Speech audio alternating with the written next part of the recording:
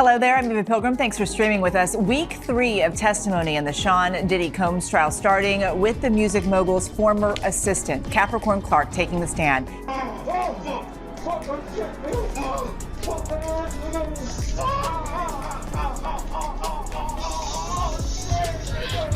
Why would we need a 50-foot bed? I mean, TD Jakes ain't small. I'm just saying. If it's a group thing, it's a group thing.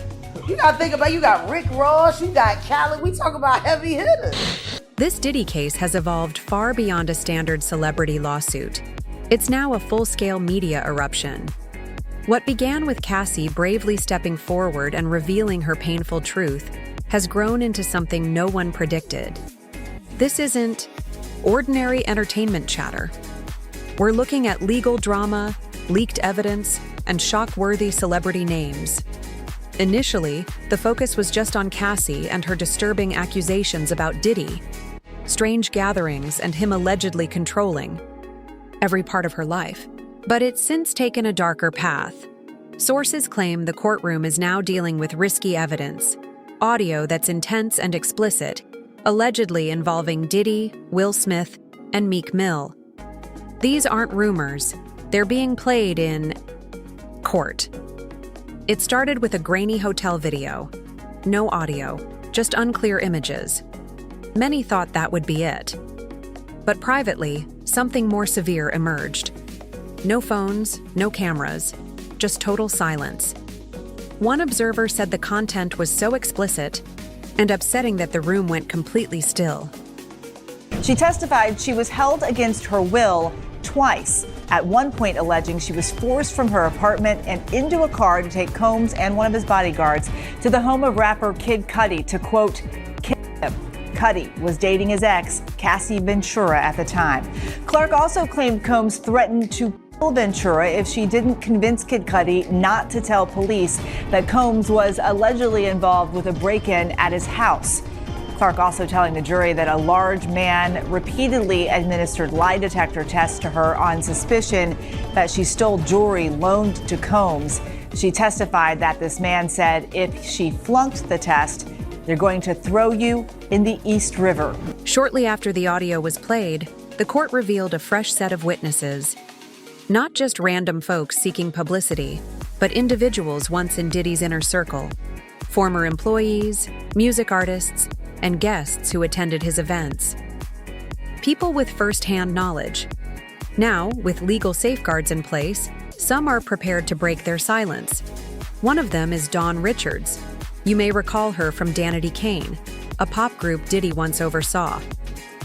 She gave her statement, and leaving court, she looked emotionally exhausted. Reports suggest she confirmed parts of Cassie's testimony. She claimed Diddy once physically assaulted Cassie because dinner was late. The following day, he allegedly warned Dawn and another member not to say a word. In 2009, did you observe an incident between Puff and Cassie? Yes, she was attacked by Sean and did you see more violence by him against Cassie? Often. The government then shows Dawn Richard a picture of Diddy Dirty Money. When were you a member of this group? 2009 to 2011. The incident in 2009 when Sean Combs Cassie, where was it? In Sean Combs' LA home. We were recording. What did he do? He was saying, "Where the F is my food?" He grabbed a black skillet with eggs and tried to hit her over the head. Cassie dropped to the ground. What did she do? She was in a fetal position. Then what? Sean Combs was kicking her in the head and the body and then dragged her up to the first floor. Glass was breaking and yelling. I was scared for her and for me too. Did you intervene? No. Did you call the police? No. The next day, what happened? He said it had been passionate and she was okay, and that it would be better if we didn't talk, that people could end up missing. How did you understand that? Death. Diddy's team then yells objection. Then the judge calls a sidebar and ends her testimony for the day. But Dawn Richard will be back on Monday to give the rest of her full testimony against Diddy. Right before they brought Dawn Richard in, they actually had a Homeland Security agent testify against Diddy about when they came and arrested him to take him to jail. So let's go ahead and get into that. The government asked, when Sean Combs was arrested, where did you go? The Park Hyatt Hotel, room 2115, where he was staying. They show a picture to the jury of his hotel suite, and what did you do? We assigned a letter to each room and began to search. What was your role?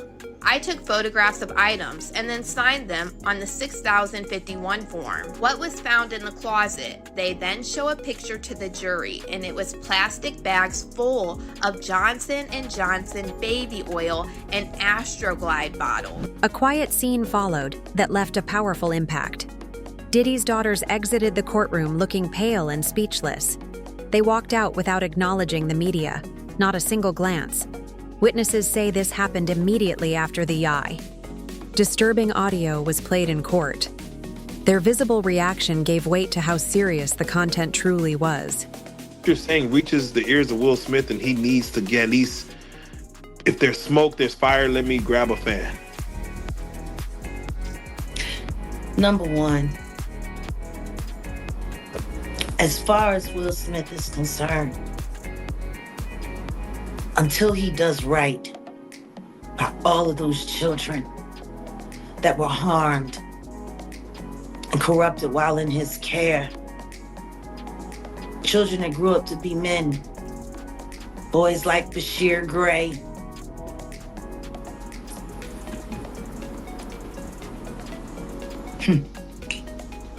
August Alsina, your own son.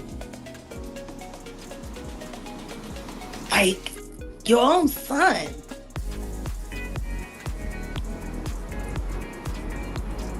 Do people forget about that voice clip that I played from Brother Belial? Hey. Has anybody seen Belial? Come on. I asked him, didn't I ask for him last? Come on. Where's Belial? Is he missing with Cuba? Have they all moved to Bali with Russell Simmons and Kevin Liles? I would always say it is interesting when you speak on, Jaden Smith and you see the hug with with Justin Bieber, and then for Bashir, you see him all of a sudden fighting over Sydney Starr with Eddie Winslow. It does question what happens in the entertainment industry that makes someone go into just being very close with men on men contact. It's interesting, I'll say the least. You want to know the thing that bothers me most about Bashir Gray? I actually think he's doing all of this so they'll take him back in the club.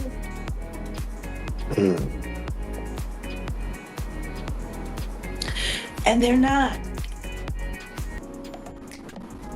They're gonna keep gaslighting you and playing with you, promising you one thing or another. Then, out of nowhere, Will Smith's name surfaced, clear and direct. This wasn't just internet hearsay. It was connected to what was actually played in court. Social media erupted. Fans revisited past interviews, highlighted odd exchanges between Diddy and Will, and recalled past jokes made by comedian Luenell, insinuating something more than friendship.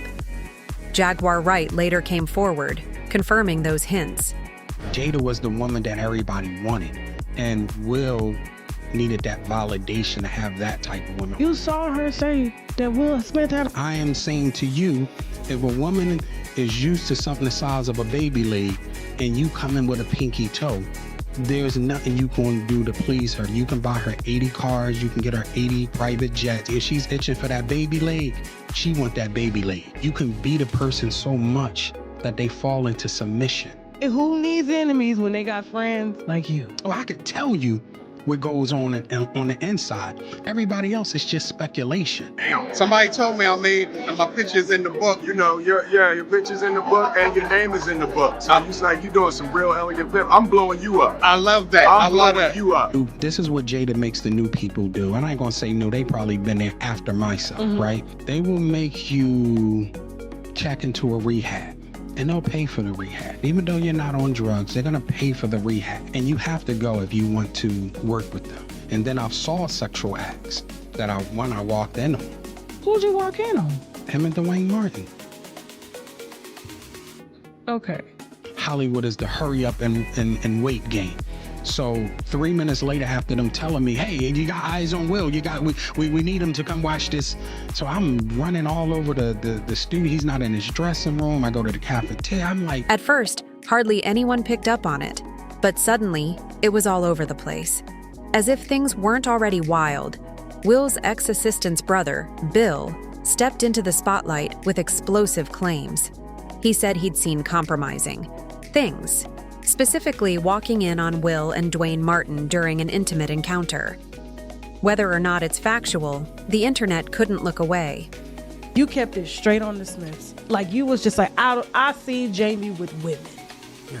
I seen Jamie with black. And I was like, okay, so this ain't got nothing to do with him trying to gain clout off of every celebrity, trying to ruin his relationship with all the celebrities you've done business with. This is just this particular friend that I've known damn near my whole life, and his wife, you feel like is sabotaging everything that y'all have together, and it's causing you to question him and his friendship towards you. Without question. So here's the whole thing in a nutshell. Okay. You know, it's no secret in Hollywood that Jada hates me because I have a strong relationship with Will, and I do my own thing. Why don't she hate Dwayne? I can't answer that question. Why don't she hate Dwayne Martin? Well, she's gonna love anybody that treats her like she's a god, right? When you're a narcissist and a sociopath like she is, and I'll get into that, you want to be worshipped, and she got the bag. So these people will worship her, thinking that that Jada's gonna do something for them. But a narcissist and a sociopath is only looking to do things for themselves. It was shocked because I was like, Jada is talking about suing, and she's speaking on this. And to my surprise, Will hasn't said anything. And so they did come out and say a rep for Will totally denies the allegations. I was like, Will does not respond to anything. Nope. He's never. This is all Jada, because as soon as that rep statement. And so I'll say this to you as well. Okay. She also said in that interview that they were doing business. Will was not helping me out, right? Yeah. And it's a very good interview on this channel called Popcorn Planet. Okay. Where a big celebrity lawyer breaks down Jada's interview on The Breakfast Club. And say, shout out to you said Popcorn Planet. Okay, shout out to Popcorn Planet. We gotta check that out. They cannot even sue based on what she did at The Breakfast Club. Had Jada not went to The Breakfast Club, I would have been sued already. And just for the record, I haven't been sued yet. Have you been sued by Jada? Nobody's contacted me at all. Okay, so, and let me answer your other question. The reason Will responded, the reason why Jada responded, because they know it's true. Will's never responded, and they responded in less than 9 hours. They did. That was a fast response. That was because he know what I saw in that dressing room. He know other things that I saw. You said it was murder. Yes, Dwayne Martin's a serial killer, because Will's not the only one. And we're going to get into that later on too. So basically Jada's interview did two things. It makes me now, me and her at war. I'm gonna put Will to the side. Will is to the side. Me and Jada, I will say this because I know you're watching. I know Karen Tense is watching. Who's Karen Tense? That is her PR person for years. Okay. Right? I know they're watching. Jada, you're a bald-head liar and you're a drug addict, right? Oh, God. You did not sue me. You told the world that you were going to sue me. As of yet, and you said you're going to do it swiftly. It's been over 2 weeks. So, Jada, I'm giving you 2 more weeks to sue me. if you don't sue me, this is what's gonna happen. All the sex parties, right? And the men that you hit with dildos, I'm naming names, right?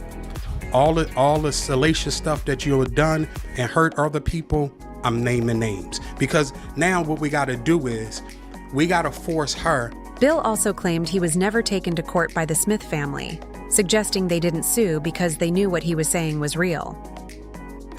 The rumors of Will Smith being gay and having gay relations with, who was it with? Diddy. I know, right? Hold on. So apparently Will's assistant, which I don't know if this is true or not. I mean, the whole thing sounds fishy because the same guy tried to do an interview on my platform and I said no. But he claims he saw Will Smith with Dwayne Martin. Oh yeah. I know. I know nothing about this.